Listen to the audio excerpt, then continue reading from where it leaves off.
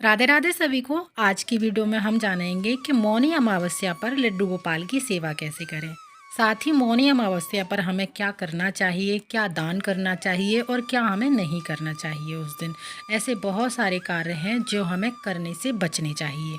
और ऐसा कौन सा वो कार्य है जिसको करने से हमारे पितरों को तृप्ति मिलती है और पितर हमारे खुश होते हैं। मौनी अमावस्या को माघी अमावस्या भी कहा जाता है। इस दिन किया गया स्नान और दान मनुष्य को सांसारिक संबंधों से मुक्त कर मोक्ष के मार्ग की ओर ले जाता है। और पितरों के दोष से मुक्ति के लिए कौन से हमें उपाय करने चाहिए। और 18 जनवरी दिन रविवार को मौनी अमावस्या है। उस दिन रविवार है, ना तो पीपल में जल चढ़ा सकते हैं और ना ही तुलसी माता में जल चढ़ा सकते हैं। तो हमें कैसे और क्या करना चाहिए। मौनी अमावस्या माघ महीने के कृष्ण पक्ष की अमावस्या को मनाई जाती है, क्योंकि इस दिन मौन रहकर जप तप करने से पाप धुलते हैं, एकाग्रता बढ़ती है और जीवन में सुख समृद्धि आती है। तो जो लोग जॉब करते हैं वो लोग तो मौन नहीं रह सकते हैं। तो इतना आप कीजिएगा, सुबह उठकर जब तक आप पूजा ना कर लें तब तक आपको ना तो कुछ खाना है और ना ही आपको किसी से बात करनी है, ना ही आपको बिस्तर में किसी को जगाना है, ना बच्चों को ना पति को। पहले ही अलार्म लगा दीजिएगा, एक दिन पहले ही अपने बच्चों को और पति को बोल दीजिएगा कि आज मेरा मौन साधना है, मैं मौन रखूंगी। तो इसलिए आप पूजा के बाद आप अपना मौन खोल सकते हैं। इतना तो आप कर ही सकते हैं। मौन साधना एक बहुत बड़ी साधना होती है। और मौनी अमावस्या का जो दिन होता है पितृदोष से मुक्ति और मनोकामना पूर्ति का भी दिन होता है। हमारे पितृ जो है थोड़े से ही कार्य से जल्दी ही प्रसन्न हो जाते हैं। तो जिन लोगों को भी पितृदोष है उस दिन बहुत सारे ऐसे उपाय बताने वाली हूँ। उन उपायों को करके अपने पितरों को आप खुश कर सकते हैं। मौन शब्द मौन और मुनि से जुड़ा हुआ है, जिसका अर्थ है चुप रहकर तपस्या करना। इस दिन मौन रहकर जप करने से एकाग्रता बढ़ती है और मन को शांति मिलती है। मौनी अमावस्या के दिन गंगा नदी का जल अमृत हो जाता है, इसलिए पवित्र नदियों में स्नान करने से सभी पाप नष्ट होते हैं।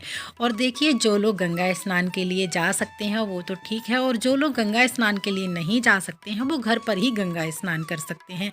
मौन रहकर ही हमें गंगा स्नान करना है। थोड़ा सा गंगा जल डाल लीजिएगा शुद्ध सादा जल में, उसके बाद में थोड़े से तिल डालकर आप उस जल से स्नान करेंगे तो आपको गंगा स्नान के बराबर ही पुण्य फल की प्राप्ति होती है। यह दिन पितरों को समर्पित होता है, इसलिए तिल और जल से आप तर्पण करने से पितरों को शांति मिलती है। तो जिन लोगों को भी पितृ दोष है तो उस दिन आप 1 लोटा जल सूर्य भगवान को जब आप समर्पित करें तो उस लोटे में थोड़े से तिल डालकर आपको जल समर्पित करना है। इससे हमारे पितरों को शांति मिलती है।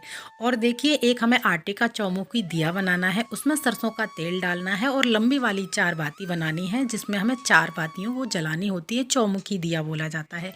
और अपने घर के दक्षिण दिशा की तरफ हमें ये दीपक जलाना होता है। थोड़े से आप उसमें तिल डाल लीजिएगा।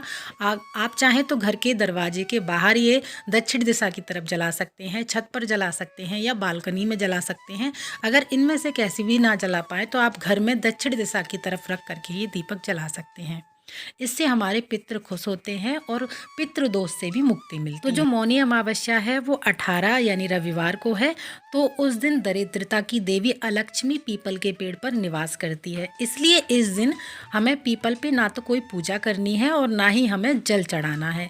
अलक्ष्मी प्रसन्न होकर घर में दरिद्रता का वास कर सकती है, इसलिए हमें उस दिन पीपल की पूजा नहीं करनी है। और देखिए, रविवार है तो तुलसी माता की भी हमें पूजा नहीं करनी होती है, उस दिन छूना नहीं होता है। तुलसी माता भगवान विष्णु के लिए निर्जला व्रत रखती हैं।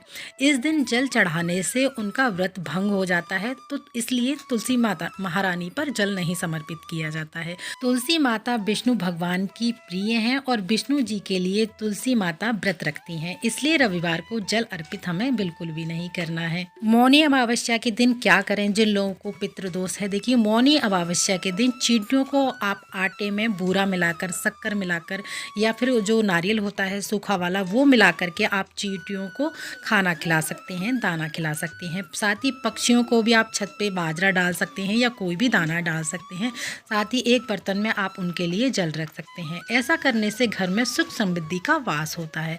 और गाय को आप हरा चारा खिला सकते हैं, रोटी खिला सकते हैं और ब्राह्मणों को आप भोजन करा सकते हैं। जैसा मैंने आपको बताया है, अगर आप कोई भी उपाय नहीं कर पाते हैं तो आटे का आपको चौमुखी दिया शाम के समय दक्षिण दिशा की तरफ आप जरूर जलाइएगा। हनुमान चालीसा का पाठ कीजिएगा।